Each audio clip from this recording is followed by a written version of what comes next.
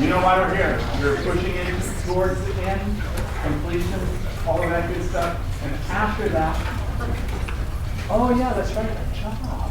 What a good thing. Well, we have just the ticket for that. So, I think I've met most of you. I'm Dan Bishop, Dr. Bishop, Assistant Dean, Teacher Education, and all of that. But I'm going to let Jill do the introduction for our time. We're glad to have you here. We're glad to be here together. We're very thankful for each of you taking time out of your schedules to spend some time with us. Thank you. Welcome back. It's so nice to see all of you together in this room, and we'll meet again together one more time to talk about the TPEP, the wonderful TPEP next month. But tonight we're going to talk about everything you need to know in advance of the job fair on April 28th. We have confirmed 42 districts that are coming, and learned today that only 3 years ago we had 18 districts come. So just so that you understand how motivated districts are, right, to hire you, it's just a really different market. So tonight's an opportunity to hear from all of these experts. Really delighted that they are all from different districts so that you can hear different perspectives. I encourage you all to be as opinionated as you want to be, because what I have told my candidates is that this whole job search thing, the way you write a resume, the way you write a cover letter, pet peeves that someone might have about those things might be different for some people. And I think it's important for each individual person to just hear a lot of different ways to go about it, and then decide what's best for you and decide how you want to authentically, present yourself. So that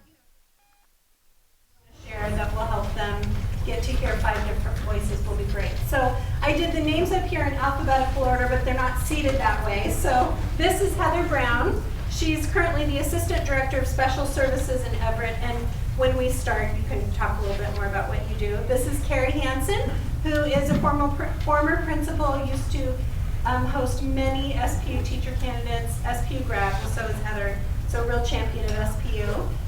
This is Michael Clark, currently an associate principal, former music teacher, so I know we've got the music folks over here. And Lara Cole, who is a former principal. Where were you a principal again? North Thurston School District. North Thurston School District, and now she does PD for teachers in Anacortes. Yes, Northwest is D189, but Executive Director of Special Ed. So shout out. I did not get all of your titles up there. I'm so sorry. That's okay. Special Ed. Okay, so go Special Ed. There's a lot of special educators actually on the panel. And then this is Tam Osborne, Director of Human Resources in Shoreline, and I just learned also a former music teacher. So we have some good disciplines well represented. So I will facilitate. I gave you this list of questions, but also we really want to save good Q&A time for all of you. So we'll probably kind of talk and do kind of prepared questions for at least a half an hour, and then we'll kind of throw it back to Q&A from all of you. So the first question is if you just want to go down the line and say a little bit more about who you are, what you do, and really in a nutshell what you look for when you are first scanning materials. So like resume, cover letter kind of materials. What do you look for? What jumps out at you? Do you want to start, Heather? Sure, I can start. Hello everyone. Thanks for hosting us and coming. I appreciate the invitation. My name's Heather Brown, and I am one of the assistant directors in Everett School District in the Special Services Department.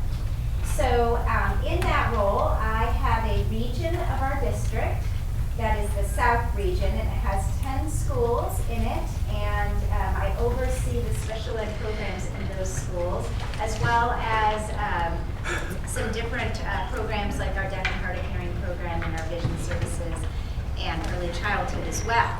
So in Everett, special ed is our own school, and so the special services does the hiring for all of the special education teachers, which might be a little bit different than Kari's district. And so I am currently sitting on interview panels Tuesdays and Thursdays almost, I don't know when yeah, it's going to be over soon. And so one of the things we're looking for is if you have special ed, we're going to look at you right away. Yeah, I was going to say. So we're not going to be shy about that. If you're special ed and willing to work in special ed, we're thrilled to have you.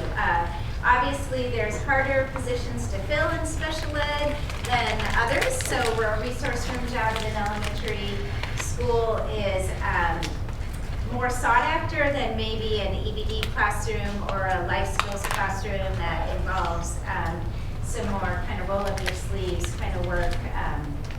And so we look for special ed work, we look for experience in the field. I would say if you have special ed and you're willing to work in special ed, we're going to give you a call, and if you meet the minimum qualifications to be screened, you would get an interview.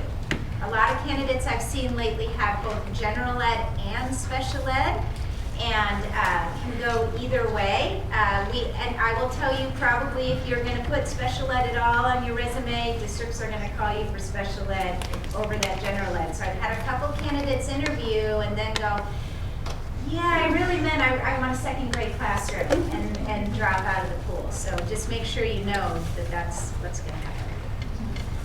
Hi, Kari Hanson. My current position right now is Director of School-Based Special Education for Seattle Public Schools.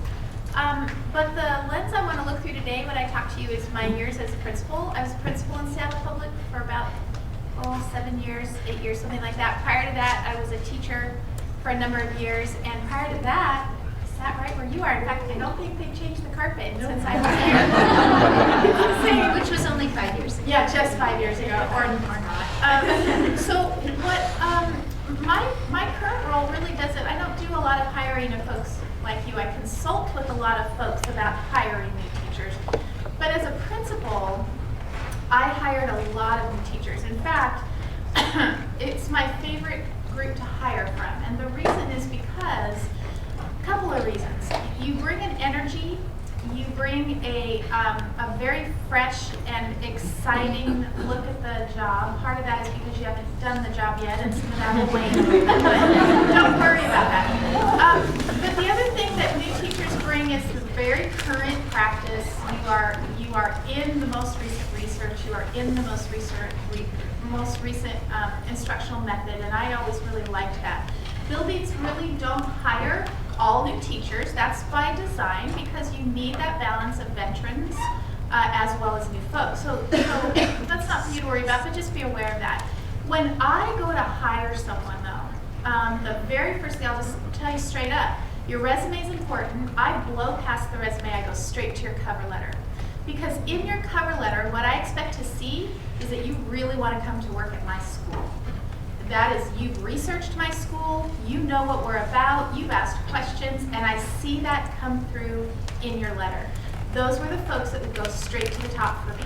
So when I opened up a letter, I expected to see it addressed to me. In Seattle Public Schools, we're a site-based district, which means all of the principals hire for their own positions, which means that letter that you write will be looked at by the person who's going to hire you, by that school principal.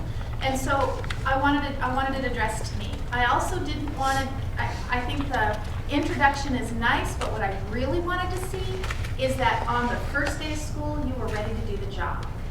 And so that is going to be your stiffest competition, is when you are interviewing, you're up against folks with 5, 6, 7 or so years of experience, which is the hot age or years of experience to hire from. Anywhere in that 5 to 7 years, because you get to 3 years and you've got the experience we want. You get to 5 years and you stick around, it means you're in the job. And that's your competition. So when you write to me, I want you to tell me, how do you use data? How do you build relationships with kids? What have you done in your internship that qualifies you to start with a classroom of 28 students on the first day of school and make it work? Not just make it work, actually, but knock it out of the park. Because of the competition, depending on where you apply, some schools are more sought after than others, but that's pretty much what you're going to find. So I won't take any more time now, but that's what I go after first, is the cover letter. Sell who you are to me and convince me that you need to have an interview because you are amazing in that. Tell the truth, but be amazing in that cover letter. So I'll stop there. All right. So hi, my name is Michael Clark. I'm Associate Principal at Redmond Middle School in the Lake Washington School District. I'm a former music teacher. I'm a student right now in the Doctor of Educational Leadership program here at SPU, so you all have very good taste in colleges. And for all the middle school people in the room, it's the most fun in the middle. There is never a dull moment, ever. So right now we're getting into our hiring season, and in Lake Washington there's a lot of pools. So there's going to be a secondary music pool, elementary music pool. A few things that I look for when I'm starting to scan, I like resumes and the key qualifications. So there's a lot of different formats and whatnot, but looking at a resume and seeing the key qualifications right away at the top is important to me for a couple of reasons. First, what do you personally believe that you're selling and bringing? And then the other thing is what you put in there is what you value. So what is it that you value? In the cover, I agree with the cover letter. That's very important. And the things that I'm looking for, middle school, a sense of humor. Truly, I mean, you have to be light. What's your philosophy? I am all about people who are content specialists, and a lot of secondary people, that's their focus, and that's great. We teach kids first.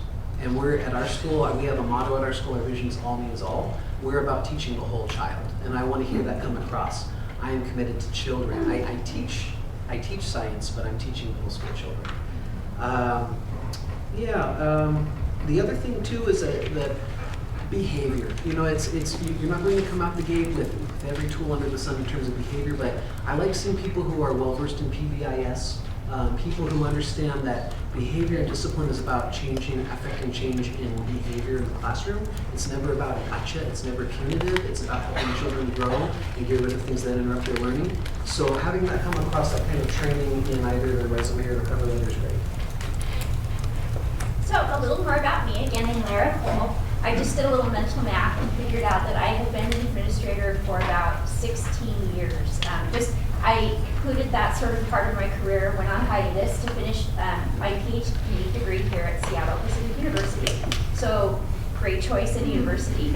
I'm feeling really old right now, but I just figured out that I've been an administrator, was an administrator for 16 years. So principal, assistant principal, special education director, and executive director of special education, most recently in the Monroe School District for 8 years. In terms of cover letters and resumes, I'm going to disagree a little bit. I don't think that just because you're endorsed in special education that it's automatic, or at least for me, that you would necessarily get an interview. I like to see cover letters and resumes that are very professionally written, that are clean, have white space, they're not too cluttered, they look like they go together, so they have similar formatting. In terms of content, look fors for me are evidence of training in applied behavior analysis. So just knowledge of what applied behavior analysis is and the range of teaching strategies underneath that umbrella. Experience and knowledge of evidence-based practices, utilization of technology, whatever that is, I think is a powerful thing. And then also, I like to read about people's lives before they went into education. So if you have work experience that somehow dealt with people, which nearly all work does deal with people, I like to hear about that. And I sort of am always interested in people who have come to education sort of a little bit later in life, as well as people who are kind of brand new, sort of out of the university system. So I want to know that. Some things that will definitely probably move you out of the potential interview pile are typographical or grammatical errors in your resume and your cover letter. So you want to check those really carefully. Now, you may make one, and that's not a death sentence by any stretch. But if it's kind of riddled together, haphazardly put together, that just doesn't shine upon you as a graduate of Seattle Pacific University. So really think about your resume and cover letter as the first impression that you're putting out in the world of the great education that you just got. And I think occasionally I'd see one that was just sort of unusual in its content, or contained a lot of what I would call sort of oversharing of things that one necessarily wouldn't put in a professional cover letter when seeking employment. That didn't happen all the time, but it did sort of slide applicants out of the potential interview pile. So that's my 2 cents. Those are the fun ones. Yes, they are interesting. I will give you that. But The other thing that we could add, I'll do this before I formally introduce myself. We were kidding around right before we started because he got an application letter in his district recently that was telling him how much the applicant really wanted to work in my district, Shoreline. You're all going to be applying in different districts. When you rework that letter, make sure you proofread it at the end so you take things out like the name of the wrong district. It happens. It happens. I'm Tam Osborne. I'm the Human Resources Director in the Shoreline School District. HR directors have various titles, and often, depending upon the size of the district, in some form or fashion, they have different responsibilities. If I were to narrow the field in terms of what I do exactly what you're looking for. Anybody who gets hired in my district crosses my desk, and I have the end-point determination about whether they're going to be hired or not. And so, when you make application to Shoreline, you'll do it through our various electronic systems. We're segueing right now from an old version into a new version. Everybody here has electronic application. Almost every district in the state has that now. You will find that there are different forms of application. Sometimes you're applying directly to a posted school building. And other times you may be applying to what's called a pool. And to make it really complicated, there are different kinds of pools. In its clearest essence, what that means is that sometimes if you're applying to a pool, you are applying to a position that is going to be hired in the district, but the district hasn't determined where yet. And you may be called in with a group of people and we'll interview 10 of you and decide that we're going to hire 8 of you, location TBD. And the offer can actually be made sometimes on those grounds. We'd like to offer you a contract in the district, but we haven't determined where yet. It's not altogether unfamiliar. Shoreline does that occasionally. Other districts do that. I know Bellevue School District does that. And usually you have some input with your attributes and your interests of where you might be ending up. Everything that you heard here I would agree with in terms of what you want to put into your cover letter. I think for me, the part that I would come back to is, I call it doing your homework. If you're applying to the Shoreline School District, go online. Take a look at the district website. Read some of the superintendent's messages. Look at the recent adoptions or the initiatives that we're currently putting forth. If it's at a particular school, go to that school. Take a look at their website. Go into the core area of discipline that you're applying to and look around. See what reading texts they're using at 3rd grade or what the recent 6th grade math adoption was. And here's the reason why. I kind of like to boil it down to this. When we are looking to hire people, we're looking for people who meet qualifications. That's the first round. And then we're looking for people who look like what we want. They look like what we want. They're familiar with the kinds of things that we're doing, and they look like the picture that we're trying to recognize. So if you want to get hired, look like what you were trying to become. Do your homework and put that in your letter. The good news is, I think all of you probably have the great background and you understand what we're talking about in terms of content for your cover letter. The bad news is, in my world, don't make that letter more than a page long. Don't make it more than a page long. We're not talking about a 5-page document where you tell us your life story. You get 1 page and it needs to pop. And if you can't get our attention in 1 page, we're going to move you over and we're going to go to the next page that does get our attention.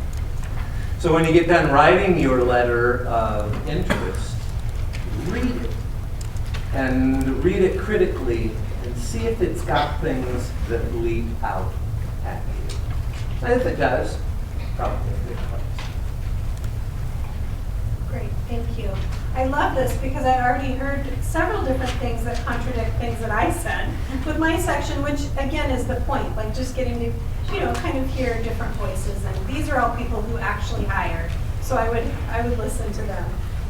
So I'm going to lump a couple of questions together that I know are always very pressing, which are, what if I am applying for a job that I didn't, at a grade level that I didn't student teach in, or maybe I'm a secondary ELA person and this job is, maybe some units that I didn't teach or whatever. So that, along with, just in your district, is there anything, since you're the representatives here of 5 different districts, that would be really specific about your district that you would want the group to know? Like you already kind of spoke, Kari, a little bit about how Seattle hiring is pretty different. So just anything that they could find out, because one thing I'm positive you are all doing right now is starting to hyperventilate already, because you're hearing about how much time it takes to personalize everything, and you're right in the middle of a TPA and full-time student teaching, and that takes so much time.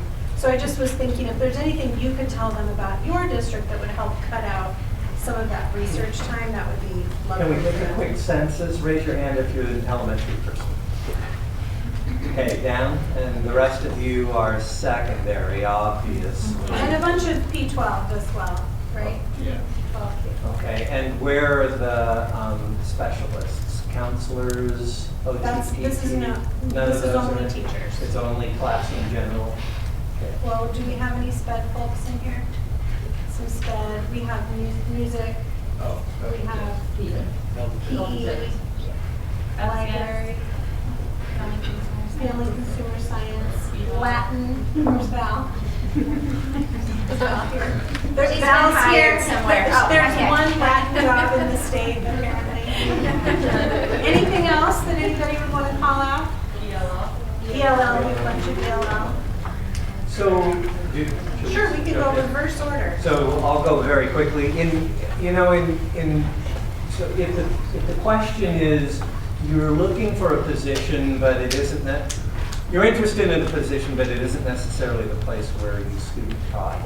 The first thing we're going to take a quick look at is what your credentials say, because credentials are obviously the legal document that places you and tells us where we can put you.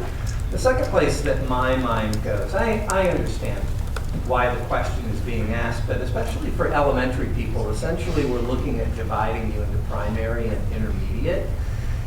And I know that every single person up here believes in looking for folks who are truly going to come into the classroom with the intent and the knowledge to teach every student, all students who come into their classroom. And that statement can, to some degree, transcend grades as well. So if you've done your student teaching in a first grade, but you're interested in a primary grade in my district, works for me.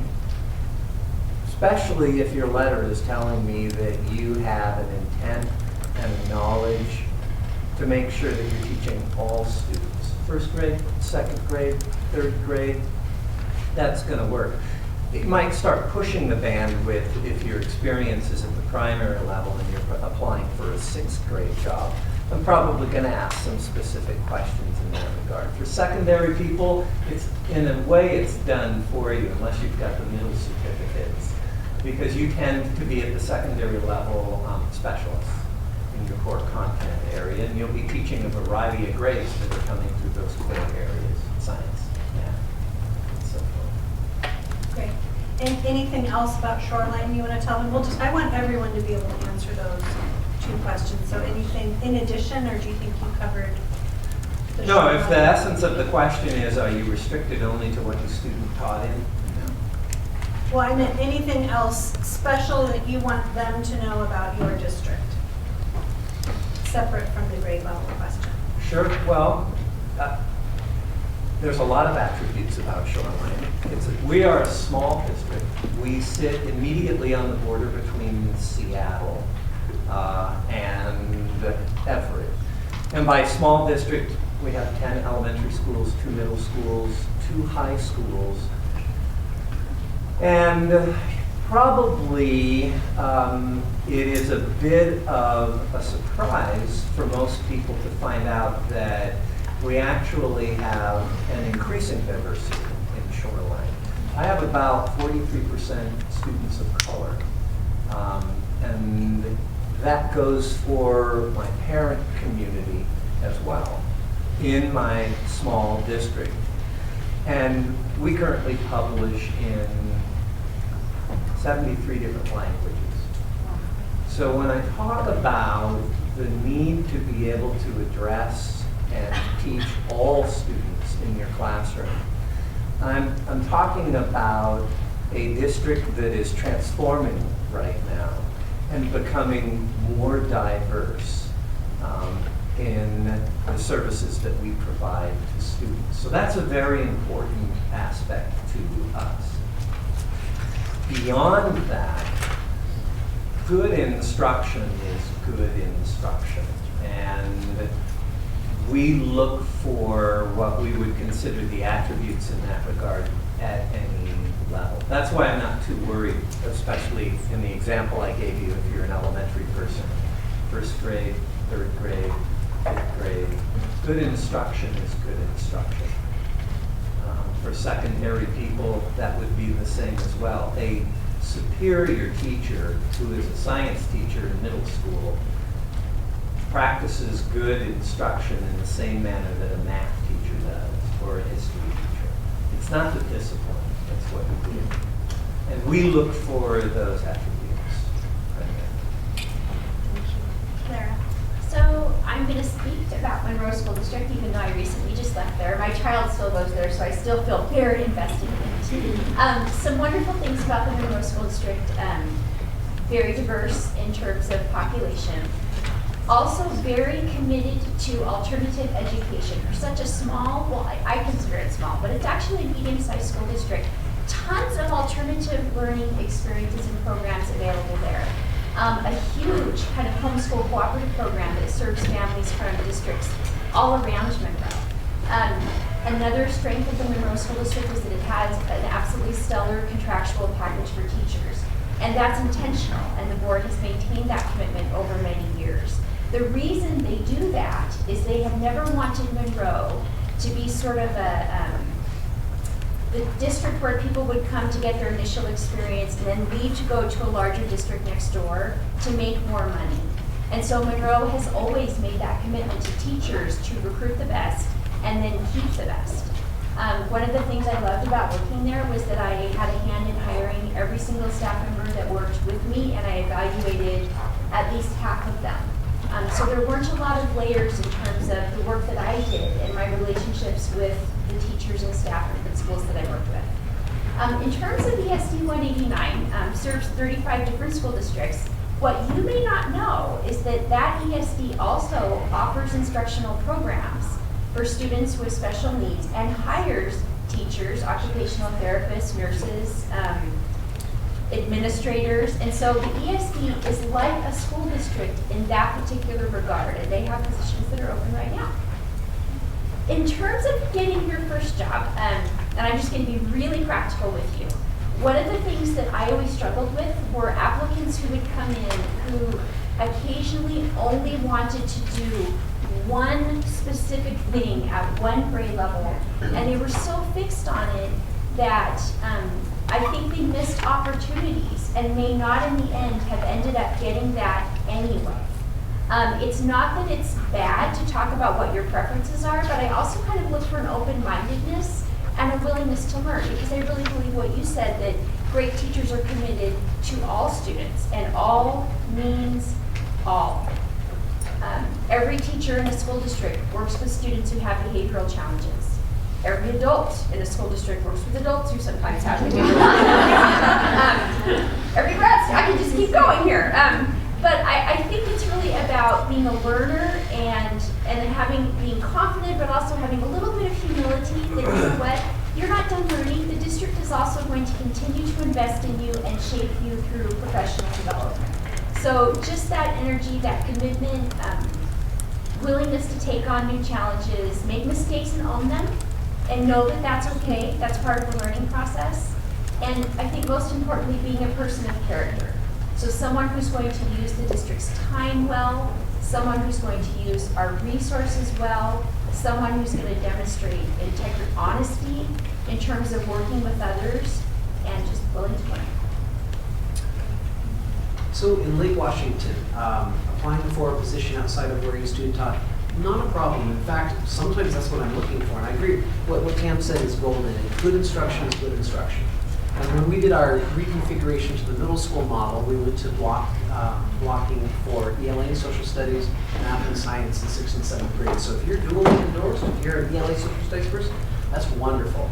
In fact, they just changed some of the highly qualified, so it opens it up a little bit. But I had people that looked wonderful in the system that I couldn't bring in the interview because it was ELA social studies and they were only ELA. So that opening yourself up to that dual endorsement is a wonderful thing. We're looking for people with fundamentals. We know that people are going to come into service and still have things to learn. That's okay. That's part of it. We all still have things to learn. You will throughout your entire career. And I'm going to try to make this not sound like an infomercial for Lake Washington, but we have a new teacher support program that follows teachers around for their first 2 years of service. So in our district, the first year when you come to us, you are assigned someone who and we're big, we're the 4th largest district in the state, you're assigned someone who is keeping track of you and checking in with you. You're assigned someone who, when you have your first observation, they sit in with me, the big bad AP, when you have your observation and your observation and post conferences, and then they debrief afterwards. I often meet with those people outside and say, hey, this is what I'm working on with this person. Could you address this as well? We're looking for people who understand the fundamentals of dynamism, because again, good instruction is good instruction. In terms of our district, I also like what Tim said about researching the culture and the place that you want to go. Lake Washington is, there's a lot of districts where the mission and vision are central to everything we do. And Lake Washington is one of those. Our vision is every student future ready for success in career, college, and personal life. Going into an interview with us and knowing our vision, every student future ready, will open all kinds of doors. So we're a standards-based district, so standards-based instruction, assessing, and reporting. Elementary folks are, see, I'm a secondary person. This was new learning for me coming to our district. Elementary people, for a lot of you, that's your bread and butter. Secondary people just, have a sense of it, know how to level an assessment, know how to create a learning target around a standard, be able to speak to those sorts of things. And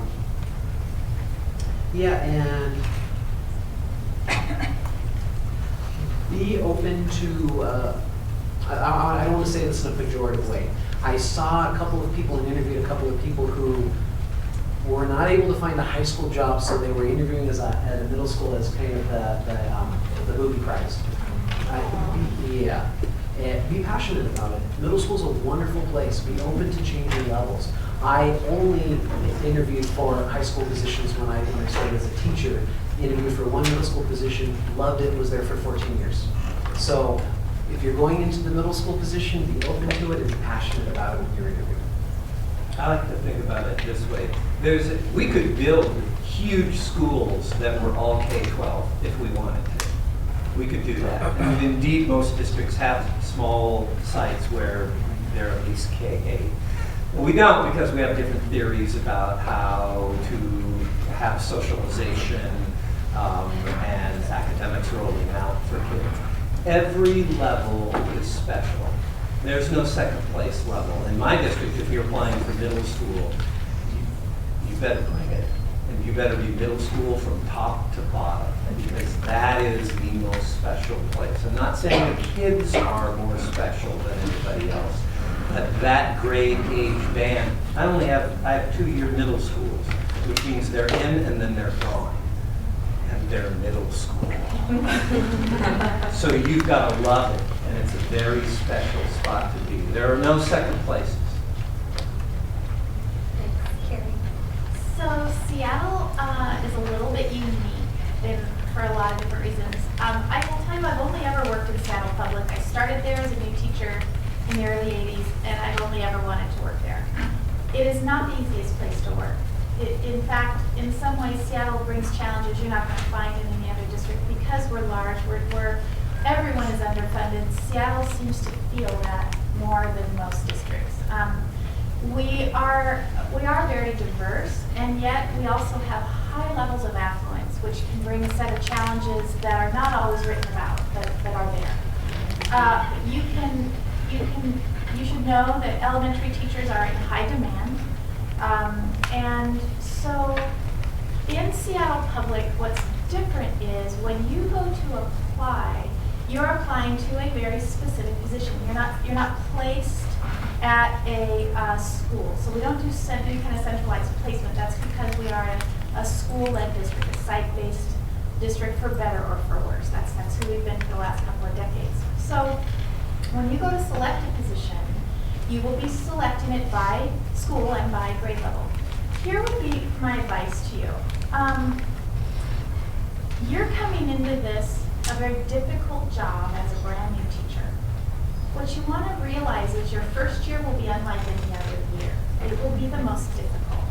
So, and again, speaking in Seattle, yes, you could be successful outside of the grade level where you have your experience. Some of you probably, if SPU still does it this way, you've done shadow experiences across grades probably, right? So you have some familiarity. My advice to you would be, if you come to Seattle and you can make that choice, choose something as close to what you interned in as you can. I think primary or intermediate was one way it was described, because you've also got to think about where are you most likely to develop competencies within your first year. You're going to get in there and you want to try to find something that's as close to what you're familiar with to build upon. And instruction will transfer, it will, and some things about the grade levels won't. Developmental readiness will be very different. The way some kids can tie their shoes and some kids can't. Some kids know to go for a Kleenex when everybody knows, other kids don't. That's a little example, but you know what I'm saying, right? So think developmentally and think about your competency. So when you apply in Seattle Public, there's about 97 schools. I think there's a little still, I think we're still less than 50 elementary, something like that. Look at the location. If you're applying in Seattle, if you live in the North End and you choose to apply to a job in the South End, you're looking at an hour commute easy. You want to think about things like that. There's just a lot to think about to set yourself up to be as successful as you can be. And so take what you've learned as a new teacher and find the best place possible where you can apply the skills you've learned and build on them. Competencies are important. You want to go home at the end of the day feeling as good about what you're doing as you can. That's how we're going to keep you. We'll support you. We'll offer PD for you. But that job is going to teach you what you need to know based on what you do every single day. You want to go home with some wins. And it's not to say that if you've only done first grade and you end up teaching fifth, that you won't find them, but that's a large leap. Shoot for primary if you did. Well, to be even more granular, if you interned in K or 1, try to find a K or 1. Second, yes, my advice wouldn't be good. Don't go too much further than that. If you interned in 3rd grade, the break between, you can do 2nd grade, 3rd grade, 4th grade. I would probably stick within that. 1st grade is very unique. Kindergartners scare me, frankly. But kindergarten is very unique, and 5th grade is very unique. They're headed off to these guys, and they become middle schoolers, in about January. They think they're middle schoolers in September, but you help them figure that out. So that I can say that because I taught that forever. Almost made the leap to middle school, went to be a principal instead. I don't know what that's about. But anyway, so that would be my advice to you. Although, yes, your instructional skills is going to go with you, but set yourself up to succeed for that first year. Get your feet under you and stick as close as you can. But again, in Seattle, you're choosing what you apply to, and elementary's high need. There will be positions, and you'll have a choice of where you want to apply to. So consider the other factors. Anything else on Seattle? I think we covered. I think we covered all the poor ELA social studies secondary folks want to know how they're going to get a job, but maybe we can address that at some point. It's your turn, Heather. Well, I'm glad to hear from Tam that middle school is strong in Shoreline. I am the owner of someone who is going to one of your middle schools next year. Oh, yes. And what's funny in Shoreline is they're K6 in elementary. So in 5th grade, they still act like elementary because then they know they're not checked out yet, right? Yeah. But yes, right now, they fully think they're middle schoolers. And it's been an interesting spring at my house anyway. But Everett, I worked in Seattle for 15 years, and I worked very closely with Kari, and she's amazing. And so anyway, so I know about the site-based hiring, and that is, so I will just do 2 seconds of Seattle. It is very different and unique in that you are going to, the place where you apply in Seattle, that is the person you will work for. So, and that's different than the other districts. The one that does site-based in the region. Right. And so in Everett, you apply to be part of a pool. And Tam is right, there are different kinds of pools you could swim in after you apply. The process in Everett is that you would go online and it'll say elementary pool, secondary pool, special ed pool. And you apply at that pool, and all the online applications that come in, first of all, they have to be complete to be considered, and then they get through a screening process. And Everett contracts out with screeners who do the screening for us, so they're very objective, and you get points. So if your cover letter says Lake Washington, and absolutely that is very true and more common than you would think, you lose your points. If you don't put on your qualifications, if you apply to the wrong thing, if you don't have this, the highly qualified is out. So you get that, and if you pass that screening process, then you can come for an interview. So yes, you're absolutely right. You have special ed, it doesn't mean you're automatically in. It means you have to pass the screening process first in order to get the interview. Then you come in for an interview. And you're going to be most likely interviewing with folks who you are not going to work for. In Everett, all building administrators have to take turns coming down and interviewing as part of the pool process. And so special ed, we are on every interview that has a special ed candidate on it because we are our own school. But you could have a high school, you could have an alternative high school principal and an elementary principal interviewing you, and you want to work in middle school. And so there are look-fors on our interview questions and positive indicators, and those questions you'll have your interview and you have points assigned. And so that's just how the process goes. And then we have offered contracts, TBD, for some certain specialized populations. When teachers who want to teach EBD or very highly sought after, we would pursue them right away and have that contract. Most of the candidates will be in the pool. Then principals look inside that pool and call up folks that they see who are in the pool. So if you're in our pool, it means you've had references checked and you're qualified for the position. And then it's a very informal process from there. So you would go for kind of a second quasi-interview, but it would be more maybe even just sitting down with the building administrator and having a conversation or meeting a couple folks on site. But they don't have to go through a formal process with you because the district has vetted you and through the interview process. And so that's how it works for everybody. And so we have all-day interview process. You have an assessment when you come in. Every candidate will have an assessment, a writing assessment that also gets scored. So I've looked at writing assessments. You get 45 minutes to do it. A person used like 6 different fonts. You're like, whoa, or fancy. And it's a welcome back letter, how you would present about, families and all that. And one was 4 pages. Again, we don't want to see all that. We want to see that you can very quickly kind of generate that for us. So and that gets scored as well and is part of your overall points in the process.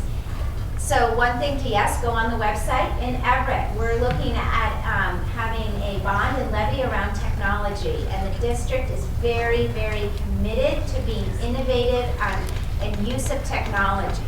So what we're thinking is that not that you're just using a document counter, or that you have kids edit their papers in a word processing program. Is how are we using technology to actually fundamentally change the way we're teaching?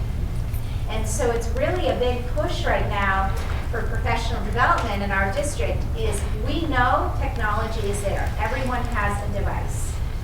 How is that changing our society? How are we looking at, we had a great speaker come in and talk about classrooms right now. Our kids are going home and they're home alone oftentimes, and they are on their technology. So in the classroom, we're looking at that as an opportunity to be social. So how can you articulate that in how are you using teaching technology strategies that are kind of shifting the way we're having our, we're using technology. So that's something that Everett's really looking for, is to just kind of describe that and come across and really have how we're doing that. So that's a big push right now for us. Thank you. And I'm impressed you didn't mention that Everett pays the most of everybody. And then there's Everett that. and Mukilteo, yes. So I have moved some candidates, and we do the math, and it's about a $5,000 to $8,000 difference with to some districts. It's just Everett is. It's got a lot of uniqueness in that it has a big diversity. There is a lot of poverty in Everett. A lot of kids, there's a lot of push around serving kids who are homeless. There's a lot of homelessness in Everett. So being able to speak to that, there's a lot of diversity, and there's a lot of diversity, like Kari said, as far as a lot of affluence as well. And so in Everett, you could be offered a job in Mill Creek or in North Everett. Yeah. So we did start a little bit late. So if any of you just have to leave at 6:30, please don't, please do. That's okay. But I want people to be able to ask questions.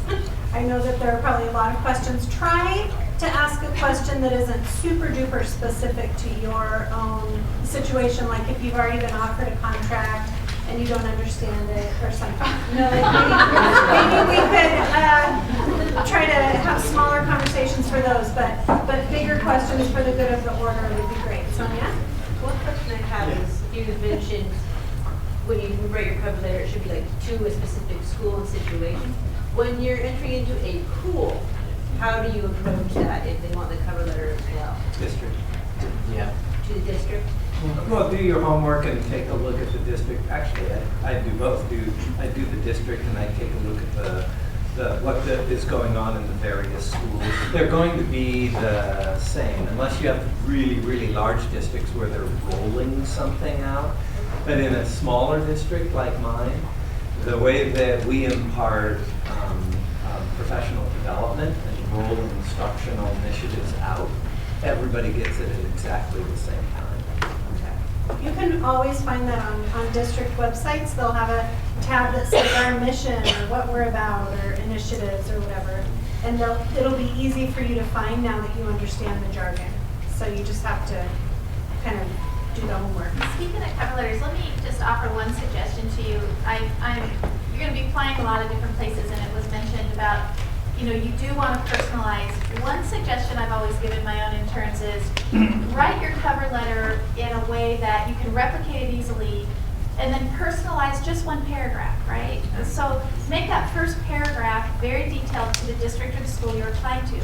Mention the curriculums you've used that they use. Mention the priorities that they have and the experience you have in it. Put that so that first paragraph or that first chunk is what you change, and the rest of it gets into your skill set, your background, your so on and so forth. It might make it easier because you really, really, really don't want to send a letter written to one district or one person that's intended for another. I can speak for it too. Those would go, I immediately reject them.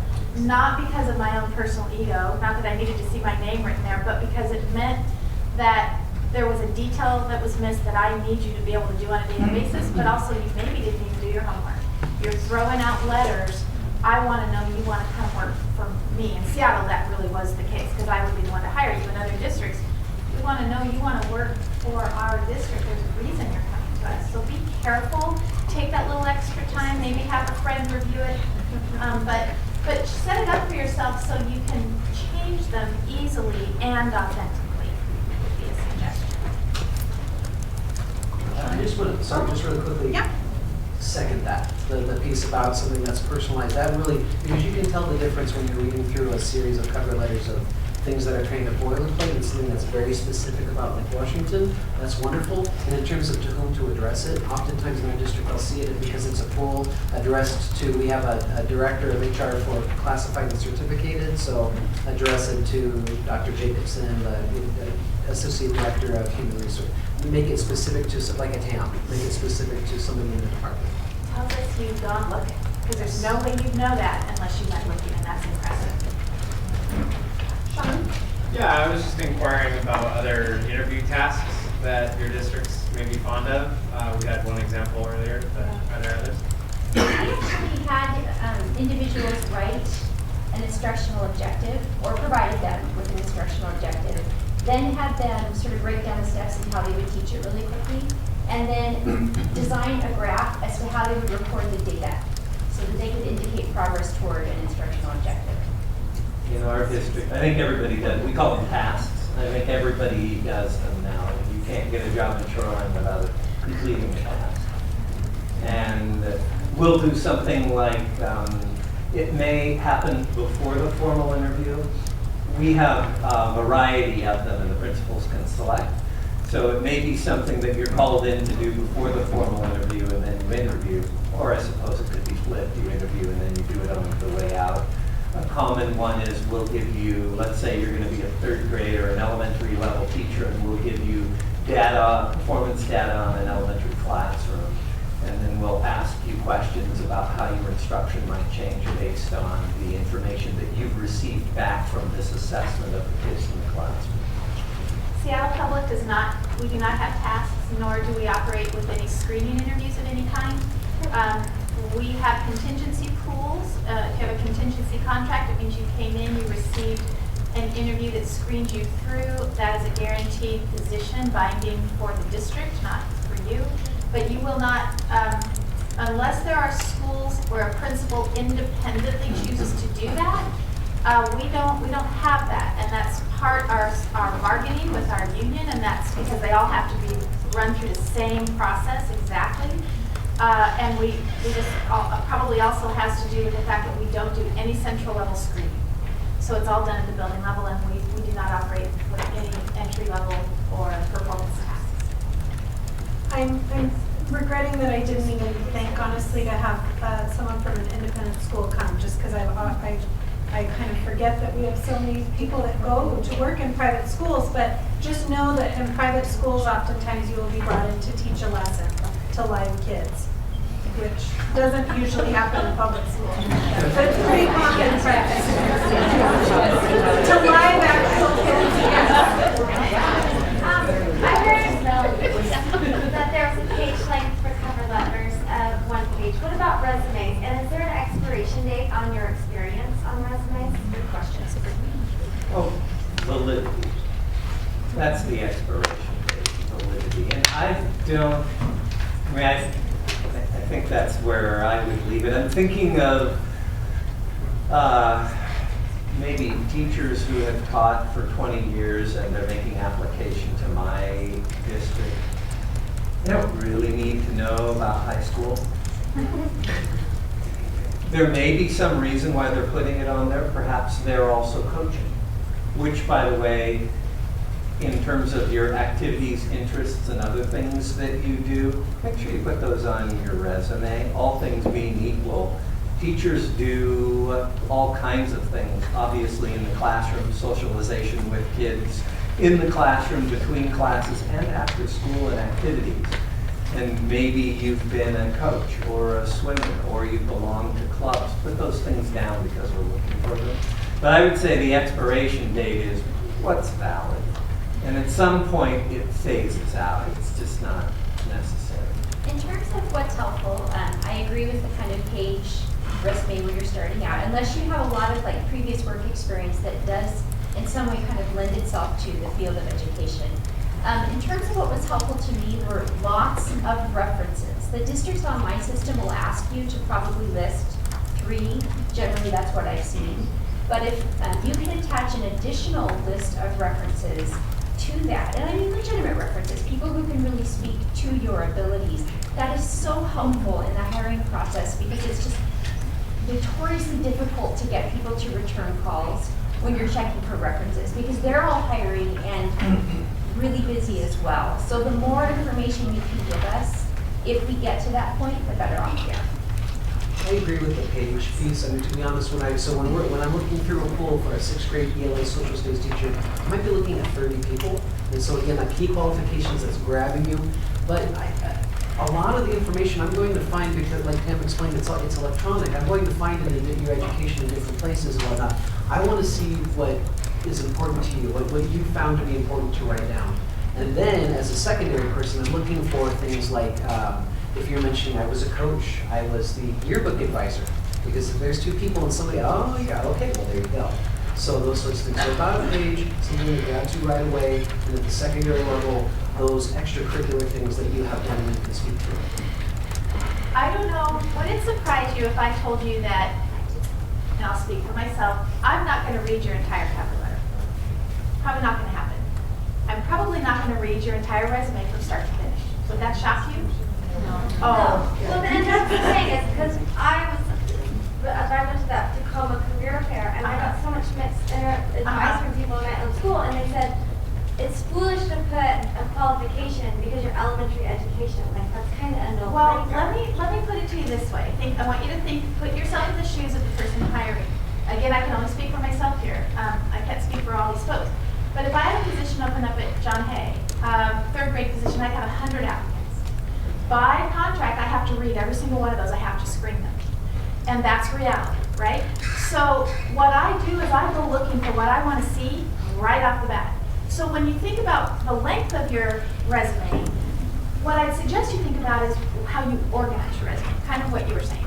Put those things first that you believe are going to show who you are right from the get-go, so I can either screen you in or screen you out. I'm going to screen you down to 25, and then that 20 or 25, I'm going to read everything you give me.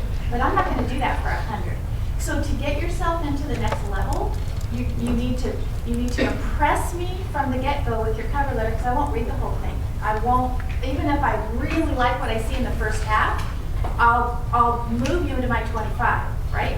So your first job with what you write is to get past, to get into that, again, I'm speaking for Seattle, to get into the top 20 out of 100, for speaking for elementary. And then when you go to your resume, what am I looking for? I need to see, well, you wouldn't even have gotten to me if you weren't qualified. So I'm going to blow past your qualifications pretty quick, and I'm going to look at your work experience. I want to see where you taught. I want to see who you taught for. Please put the names down of people. You'd be surprised how many people know other people. So when I look at your reference list, and if I see a principal on there that I know or work with, guess who I'm going to call first? I'm going to call somebody I know. So name drop, name drop, name drop. Even in a district as big as Seattle, if you interned in Seattle, put the name of your school, the name of your teacher, the name of your principal, the name of all of that, because other principals are going to read that and they're going to go, oh my gosh, you worked for Virginia Turner? I'm calling Virginia. That's where I'm going to go to find out what you're really about. So think about that length. If I have to turn a page on a resume, that doesn't really bother me. But if I have to turn a page to find out your work experience or to get down to it, I probably won't. I will probably have lost interest by that time. And teachers and principals move around so much that's another reason it's important to name drop. Yeah. Because you might maybe worked with someone and you didn't realize they moved to a different school. And We all know each other. I don't mean to disrespect you at all by saying I won't read your whole cover letter. Put all the work into it. I just want you to don't pretend or don't take that to the literal place of not filling it it out and doing a beautiful job. I'm just trying to leave you with kind of some reality. And so you can think about it, okay, if they're only going to read the first quarter of this or the first half, what's in my first half, just in case, right? Think of it, that's why I bring it up. Not to disrespect the process. We've all spent hours and hours and hours writing resumes and cover letters because it's super important. But then it goes into reality of what folks are looking at with a lot of things to read. Okay, yes. I have one about people that have made a career change, like at the secondary level, and they're teaching in a similar field. How valuable is that, or how much value do you place on that? How much should we emphasize? Yeah. I think that's really what, in fact, one of our most stellar science teachers, the science department chair in our building, worked for a zoo in the major metropolitan area and speaks to that all the time with her kids and pulls up research. I mean, so there's a different lens there. This is someone who has a background in zoology. And so that was very important. And this is someone who has changed careers a little bit later in life, but that can speak to that person and have that, because I look at that and know this person is passionate about their content. This person has lived their content. So I think it can be an incredible benefit. I think even beyond, the relationship to a content area, just having been in the workforce, you know how to be a good employee. It's one thing to get in the door, it's another thing to have to work with someone who's very, very skilled, but who just doesn't come to work regularly, or takes advantage of the district's kind of sick leave policies or that kind of thing. So I think it's important just in terms of you know what it's like to work in the world and have been successful at it. So I think it brings a lot to staff. We're not only educating all students, but we're providing for them socially and academically in terms of their growth. And if you think about it for a minute, we're not necessarily saying to kids in the classroom, we're going to make you all teachers. They're going to go forth and they're going to be engineers, scientists, doctors, independent business owners, things like that. And so the end point of what we're creating are competent young individuals who can go forth as lifelong learners and grow and make a contribution to society. So the end point is the same as the beginning point for you. You've all had jobs. Maybe you haven't been teachers, but you've all had other jobs. And that makes you very valuable, besides being a teacher when you're in the classroom, because you've had a life experience. It's not just about being a teacher. That's the person who happens to be in the classroom, bringing the world into the classroom for those kids, and sometimes taking them out of the classroom and introducing them to the world. But the classroom is not the place. That's not what it's about. It's about beyond. And so if you've changed professions, I'll speak for my district, we love it. It's huge. It's wonderful to have people who are changing careers coming into education. But I would submit that on some level, that's every person in this room. So maybe just one more question, and then we can, kind of people who are available can kind of linger and ask, give each other more feedback as well. Was there, I saw your hand, I don't know if I'm being fair. The last. I have a question, but I don't want to waste the last question on I was wondering more, like, what type of interview questions do you usually ask in interviews, and what should we be prepared? You want to know what the very first interview question will be, no matter what district you go to? Why do you want to teach? Based on your skills, knowledge, and experience, why do you feel that this is the right position for you? Yes, exactly right. Why are you qualified, or why do you consider yourself qualified? That is the number one, that's the first question you'll get no matter where you go. The last question you'll get no matter where you go is there anything that we haven't asked you that you would like us to know, or do you have any questions for us? And in between, in a first round teacher interview, you're going to have a question about instruction. And it's going to be something like, how do you use data to inform your instruction? You're going to have a question about assessment. You're going to have a question about classroom management.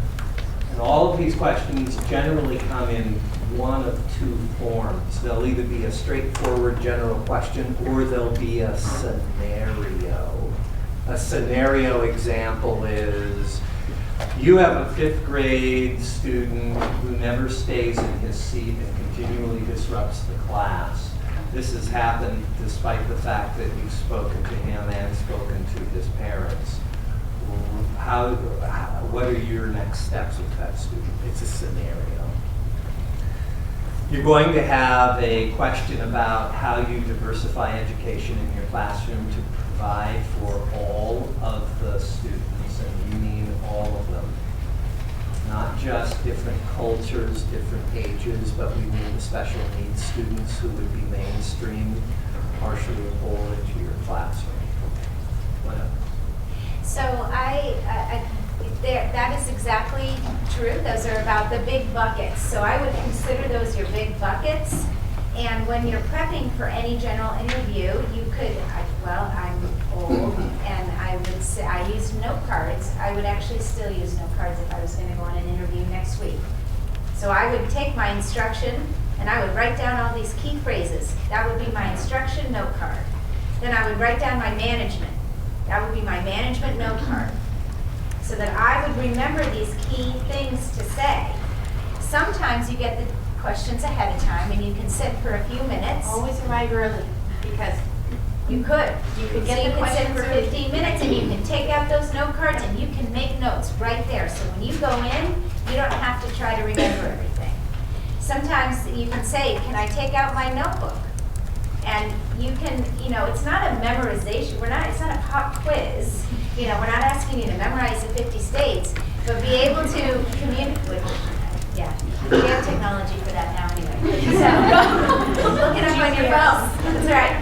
So again, having those big buckets and be able to speak to those big buckets, I think is a good way to think about that. I've interviewed a lot lately.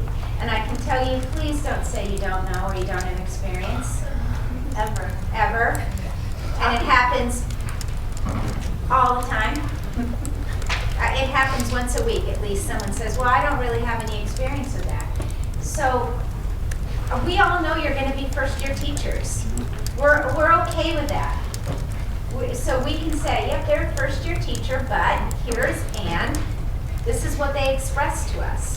So you're definitely going to be in competition with experienced teachers. I had an experienced teacher tell me the other day, yeah, it really occurred to me on the way over here, I hadn't prepared. She went on the interview. Yeah, I didn't know what I was going to wear today. Things not to say in your interview. So have some confidence and be able to speak to all the different parts of your lesson. So what's a big bucket? List those out so you don't forget that. She did not make our pool. She's been a teacher for 12 years. Yeah. One of the things I'd like to share, just because you're all probably kind of freaking out right now. I want you to know, at least this is my experience, that when you interview, that everyone there wants you to do well. Yes. We all do. We want you to do well, because if you think, and it's not just because we're wonderful human beings, it's also because we have a vested interest in wanting you to do well, because that broadens our pool of applicants to choose from. So know that when you walk into that interview, it's a little bit like going to SBU too. Everyone wants you to make it. Everyone wants you to do well. So just hold on to that thought before you walk in that room. I just want to second that, because we literally say in our building, the principal and I literally say in every interview, this is not a test of your interview skills. So I hope you get to interview with me, but if you don't, pretend somebody said, this is not a test of your interview skills. And in terms of the questions, it's exactly right. And so again, we're a Danielson district, and our interview questions are arranged by the domains. They have the domains. Planning and preparation, classroom environment, instruction, so we're literally asking questions. So if you know the 4 domains, you can speak to them and actually can speak to Danielson. And that's just one of the frameworks, right? I mean, if you're in a 5D district and you interview with us, don't fear. There are different ways of saying the same thing. But if you know Danielson, speak to her. My advice to you on an interview would be 3 things. Be begin with what you believe about the question they just asked you. What do you believe about instruction? What do you believe about parent involvement? What do you believe about differentiation? What do you value about, right? Give a statement that says, you know, I believe instruction needs to be tailored to the needs of all children. Then go into what you know about instruction, okay? Talk to me about instruction. Tell me what you know. And if you don't have the experience, like what Heather was saying, talk about what you watched your teacher do. Tell me you're ready to go. And then the last thing, you always want to end with examples. Okay? Don't overtalk the question. Don't go on, watch your time, but try to do your philosophy, what you believe, because that's how we get to know who you are and what's going to sustain you. Talk about what you know, and give me examples. Show me, tell me, prove that you can do what you know. 3 parts to every answer. Yep. We learned that at SMU. So That's here's a trick that you can use, because I get called to a lot of universities and we do mock interviews. Have they done mock interviews? Not in these classes. Okay, so what you're going to find when you go to do mock interviews is there is a reality with real interviews, and here's what it looks like. Someone will ask you a question, and you will go to respond, and you'll start talking, and everything that you memorized goes away. It's a fairly sobering moment, and it can be really scary because suddenly you hear yourself talking and you have no idea what you're about to say. Try it this way. If I were to ask you to describe your car to me right now, you have a vision in your mind's eye. And you can go through and you can tell me about the upholstery and about the right-hand turn signal that doesn't work unless you happen to hold it up. You can give, because you're seeing it in your mind's eye and you're living that moment. Practice thinking about instruction. And the question can be, how do you diversify instruction to meet the needs of all students in your classroom? So there's a question. See yourself in your classroom. You've all been in the classroom. And find a visual that answers that question.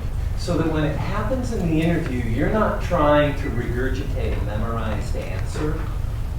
You're telling us your story. And you can talk about it because it's real and you see it. That's the #1 way to get away from opening your mouth and not knowing what's going to come out. And it happens. It's really devastating. And it's devastating for us. It is true. When we invite you in, there's a reason. And it's usually because we've seen something that we like. And we're very interested in meeting you. But we'll also tell you that that's a business process for us. And it's very expensive to conduct interviews. And so we want it to be successful. We're hoping that we're going to find the people that we're interested in. So we would like you to be successful so that we can offer you a position and you can work in our district. We have as much of an interest in it as you do. But practice answering questions by being there. Don't practice them by staying up late at night and memorizing answers. It won't work, or it won't work for all of you. Some of you it'll work pretty well for, but it won't be genuine. So I think we should end with what Lara said, which is that the people you interview with and what you've certainly just reinforced want you to be fair, want you to be successful. I want to explain that our original idea of the social hour, we sent messages to a lot of human resources departments of all these districts that have been clamoring to hire you. And then I just think the timing didn't work. We've kind of pitched it as an advanced recruiting opportunity, and they're all coming on the 28th. And these delightful people were able to come and give you all these tips, but it didn't work out exactly as we had kind of envisioned for that second portion. So, and you all, I've now kept, 19 minutes past what I asked you to stay for. So if you need to just leave, please do. If you want to linger, please do. We have some snacks in the back. And do any of the class instructors have anything else to tell your classes, or is everybody free to go? Okay, so thank you so much.